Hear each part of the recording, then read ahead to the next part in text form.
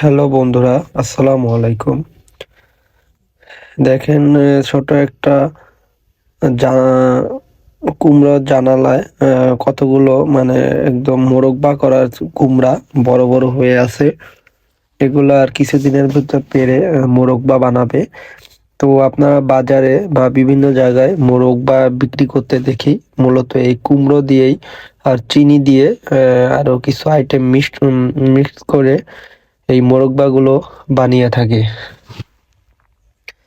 তো বন্ধুরা দেখেন, তো গাছগুলা মনে হচ্ছে মরে গেছে, কিন্তু এই গাছগুলাই আসলে এমন।